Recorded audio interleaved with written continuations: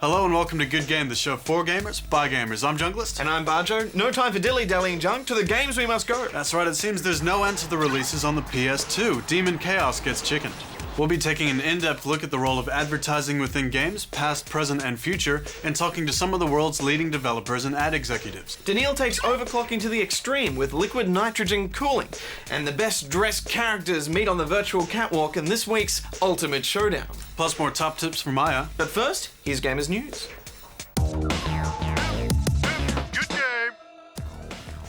Nico Partners have published a report stating revenues in the Chinese video game industry were up by almost 70% last year.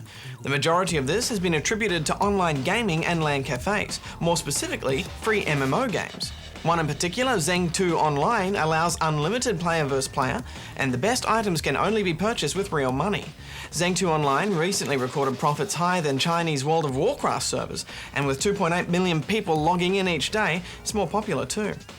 China's offline market is booming as well. A mod chip for the Nintendo Wii has skyrocketed demand for the console, enabling new Wii owners to purchase games illegally for just under $2. Thanks, Bajo. Harmonix have announced that their new game Rock Band will feature models of Fender guitars, including the Strat, unlike Guitar Hero, their previous game, which featured Gibsons. Rock Band is due for release on PlayStation 3 and Xbox 360 around Christmas. Electronic Arts have announced a $25 million loss in the last 3 months of financial reporting. The company blamed the losses on the transition to next-generation systems and the fact that Spore's release date has been moved back to 2008. The company expects Spore to contribute as much as $200 million to revenue when it does hit the shelves. In the meantime, EA will cut back on research and development and rely on its other AAA titles such as Crysis, Rock Band, and Hellgate London. Here's a classic, gamers. Can you remember the game this music belonged to? It was designed to mimic the human heartbeat. Answer at the end of the show.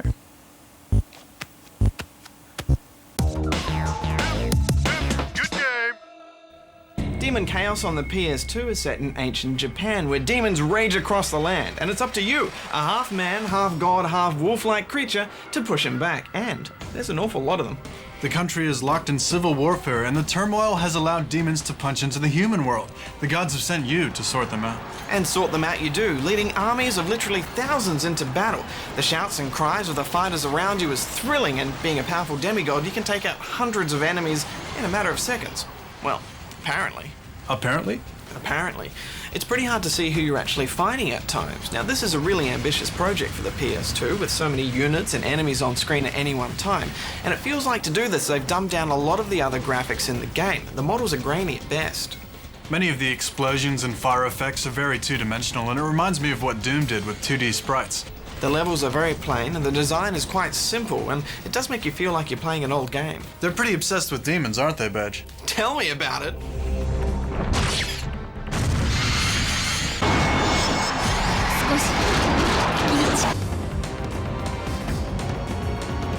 You know, it's still fun to whack an epic amount of hurt into these guys. It's great that we're fighting a lot of enemies with only a little hit points as opposed to just a few enemies with a lot of hit points. It's exactly what they should be doing, but it's too big a game for the PS2. Yeah, and it doesn't really have any proper collision detection, you know, and once you get over the awe factor of just heaps of guys on the screen, it does look a little bit like a massive dance-off.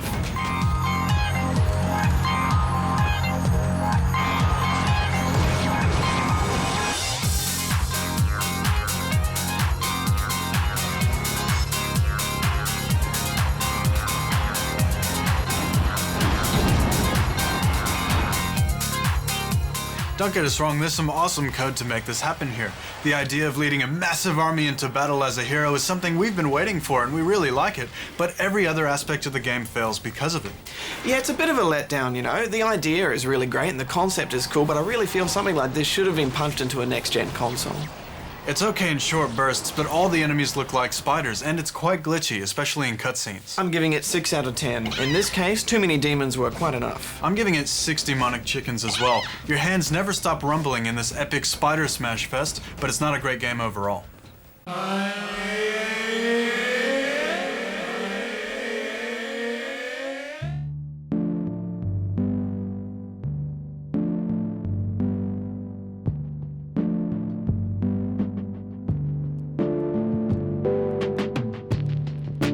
Hi, Slydog. Welcome to Good Game. Quite a system you've got here. Do you want to talk us through it?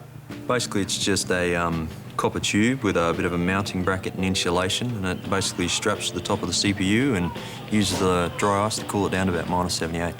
So this isn't a system for a normal home user then, is it? No, not at all.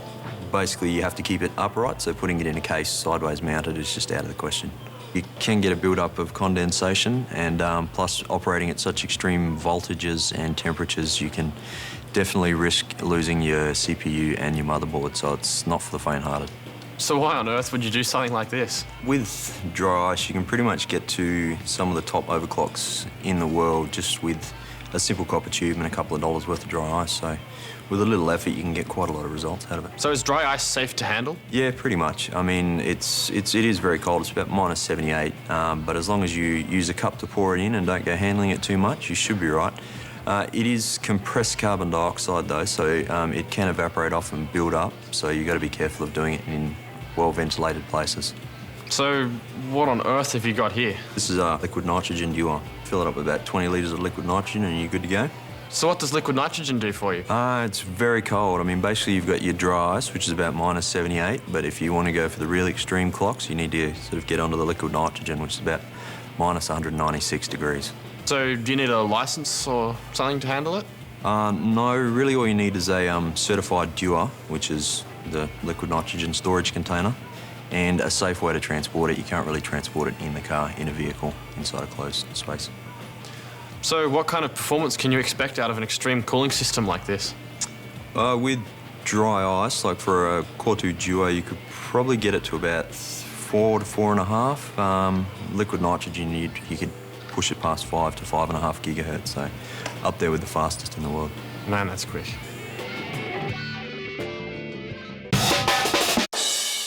And this week's review winner is...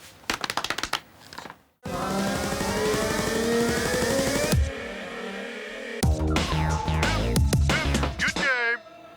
Advertising in games is a growing reality. With audiences for traditional media, such as TV, declining, advertisers and manufacturers are wondering where their audiences have gone. And with over 80% of Australian households having one or more gaming devices, gaming has become an attractive proposition.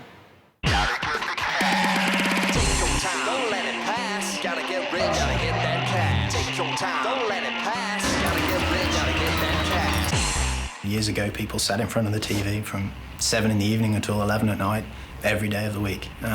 These days, they're online, they're searching out information, they're in community sites, etc. So they are now very much more fragmented. So the media is finding ways in which it can start to talk to its audiences again. And again, that is, gaming is a viable channel for that. Teenagers are at their most bored and disengaged when they're watching TV. Whereas when they're sitting forward playing a game, they're really actually very engaged. So much more effective, hitting people when they're engaged than when they're passive. Game developers blame growing production costs on their need to get additional sources of income. Well, I think that the trend isn't particular to games. I mean, I think it's a growing trend in all types of media. As production costs increase to deliver compelling and competitive product, that there's a need to offset those costs in a variety of different ways. I think it depends on the publisher in terms of and with the success of the game. I think there is a barrier to entry now with next-gen games. That if we could find a way to use in-game advertisement to lower the cost of games, to make it more accessible. If someone said to me, "Oh, by the way, I've littered the game with ads, but it's a $20 game," I might be willing to do that, right? From a branding perspective, it enables you to align a brand in an appropriate kind of space. So, for instance, the Nike shoe stuff that takes place in the NBA game, connecting with the brand in that way, they sort of walk away with a particular idea about Nike, for example, which is completely immersive as opposed to an advert which says, you know what, you can design your own Nike shoe. Personally, I think that I'm really looking forward to this in-game advertisement, actually. I think it will become one of the strongest media to advertise, even maybe more than TV or maybe more than a movie. What I think is interesting of the in-game advertising is that it is probably going to be possible to advertise something according to what the player does, So, what he or she likes, of how he or she interacts, the advertisement could be changed instantly. So I think that interactiveness is a very interesting point. But not all developers see this as a good thing. I don't like it. I think it's the route we're going down, and I'm sure we're going to see it in a lot of games. And in some games it actually makes sense. Like sport games, fine, because it adds to the immersion. But putting, for example, Coca-Cola commercials in WoW, World of Warcraft, would be weird because it does not fit. And no product you have in real life would fit into a fantasy game like that. What's clear is that ads in games are becoming more sophisticated.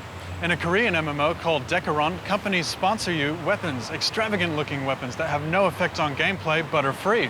You're also allowed to gain experience at a double rate if you allow banner ads. Traditionally, advertisement is an enabler for free. Radio, television, you have advertisements because that then enables you to give the content for free. What I have a little bit of an issue with is games that take in-game advertisement and then don't pass any of that savings or sponsorship on to the consumer. So they're still paying, $60 American for a game, yet they're now being flooded with ads. Right now, we're seeing as just another way for publishers to make more money off the games. Advertising in games is nothing new.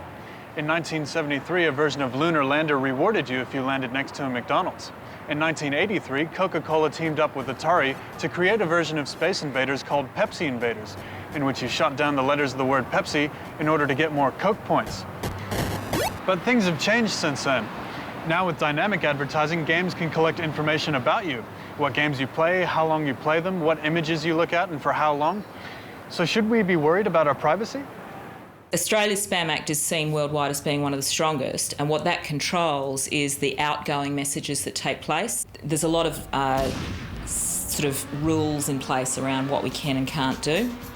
So the Spam Act, whilst currently governing, at least most people perceive it as governing only email, the reality of it is you can't actually collect and use any data unless you get somebody's opt-in. And at that point, it really controls what you do. And we're very strict in terms of the way that we deal with that with advertisers.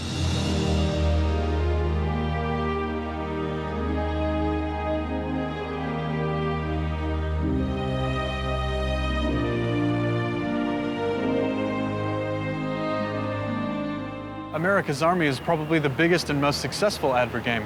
Funded by the US Army, it spawned a competitive scene with clans and ladders just like any other good FPS, and it boosted recruitment. In an informal survey, 4% of recruits said they joined the Army specifically because of that game, and 60% said they played the game more than 5 times every week. Many clients don't have the faintest idea that this is going on. One of the interesting comments I get is, well, why would anybody spend time on Second Life? Don't they have a real life? But you see some advertisers who are really into it, really understand it. Some advertisers are still trying to get their heads around why the hell they do it. Yeah, I don't necessarily think that advertising in games is the holy grail to advertisers. I don't think it's going to take away from the level of activity that, say, TV and billboards and outdoor, etc. Can deliver, but it certainly supports and offers an environment in which contextually can be very supportive to the game and the gamer. EverQuest started it with ordering pizza whilst playing a game. It's thinking outside of just the standard putting a billboard inside a game, which actually will make it much more beneficial to the gamer and ultimately to the brand.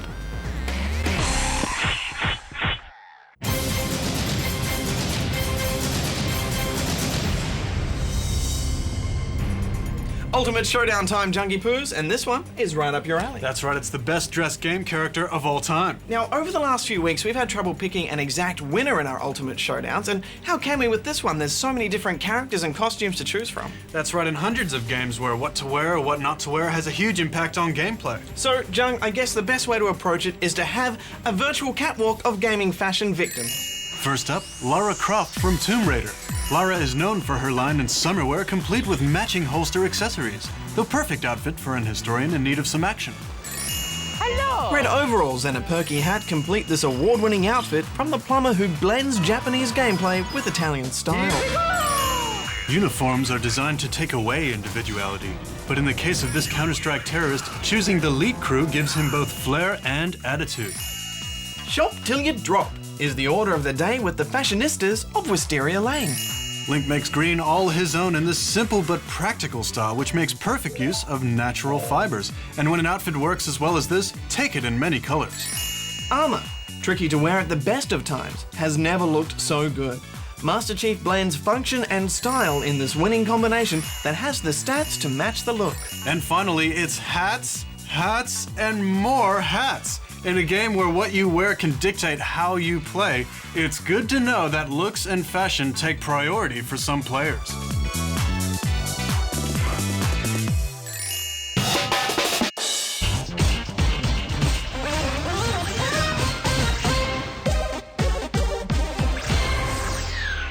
The most successful video game of all time is The Sims, a game in which you create a virtual being and pit him against all kinds of life obstacles, such as using an oven, going to the toilet, cooking on a barbecue, eating, installing fire alarms, and pretty much just, well, trying to stay alive.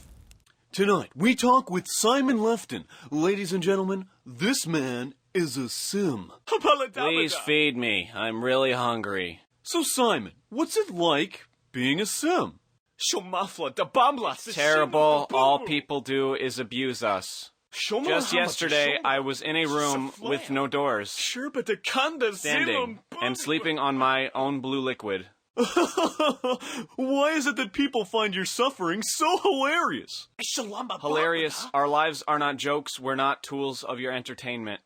Yeah, I'm pretty sure that you are. Why? I've never been more insulted in my life. Well, you guys do live pretty short lives, so, I wouldn't be surprised. Not me. The player turned off aging using the cheats. My torment is eternal. Well, until he gets bored of playing.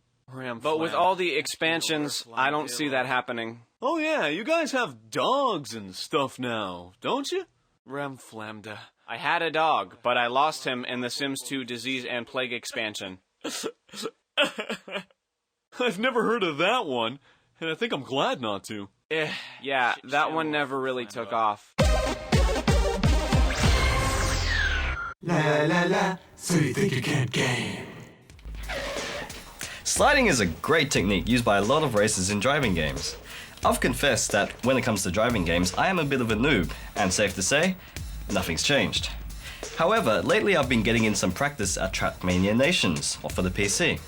It's a solid title, and best of all, it's a free download as well. So let's take a look at how to execute a good slide. The easiest method is to turn in the direction you want to go, and while accelerating around the corner, press brake, so that you're accelerating and braking at the same time. Adjust this depending on the sharpness of the corner and your speed. By sliding around, you'll be able to go around corners much faster and improve your times. But be warned, there are some times when sliding will get you into trouble. MC from the forums says that if you slide around in the building areas with no crash barriers, you'll fall straight off the track. You're much better off accelerating and turning as normal to give yourself more control. My challenge is back for this week. Open up single player and go to track G5. It's a short, fast track, and anything under 12 seconds is good, so get the fastest time you can and post it up on the forums. Until next week, this is Aya, sliding out. Good game! Say, Badge, have you noticed the tension between Aya and our editing guru Argonaut this week? Yeah, I have, Junk. I've never seen so many death stares. What's it all about? Raffle Cup envy. Oh, really? Yeah, really. Enemy Territory is a popular mod for Return to Castle Wolfenstein. These two met on the battlefield.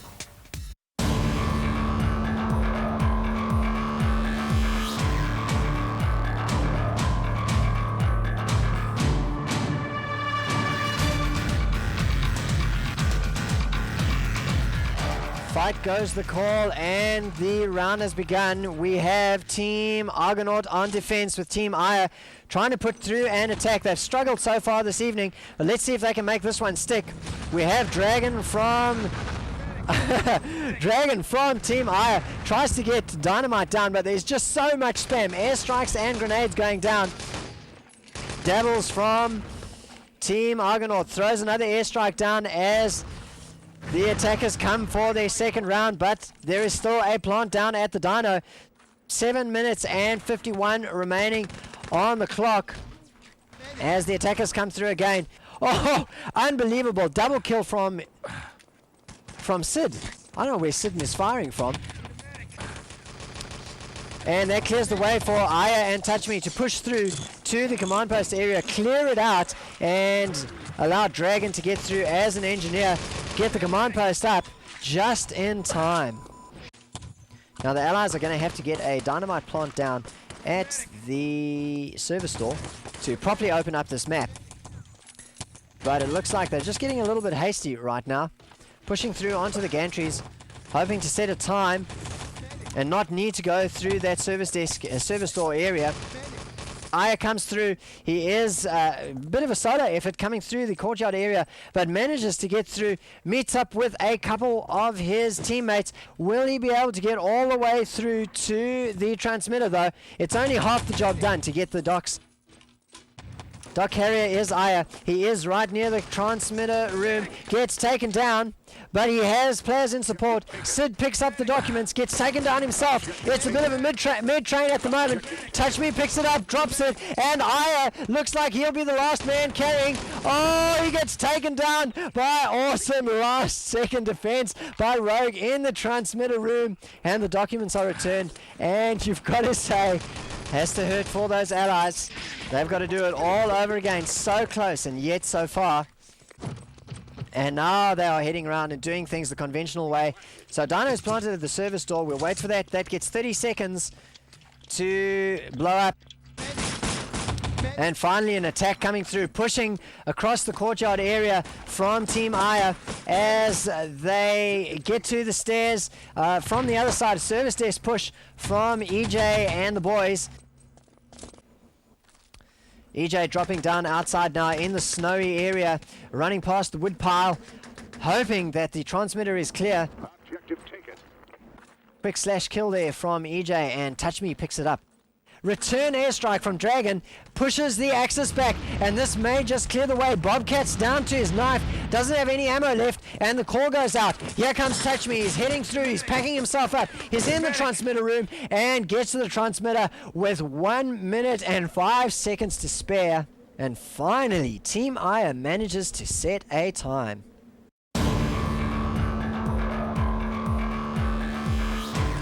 Allies are pushing forward. We got a full push going on at the moment to the main door. Bobcat is an engineer. He gets a plant down. Lots of spam at the moment, and Argonaut with the comedy flamethrower option. Good try, Argonaut. Keep it up. It's the trying that counts. 40 is a lone attacker. Well, in fact, sorry, he's an attacker together with Eagle. Once again, the tag team supreme pushing their way through to the documents, grabbing the documents, and even though they're down to pistols, managing to take down a couple of defenders. Oh, bad choice. They headed down through the garage area, right into a full respawn from Team Aya, and the documents are returned. Service door has only just been planted now. Dynamite has 13 seconds to go on the service door. So, lots of access around the documents at the moment. Very little allies.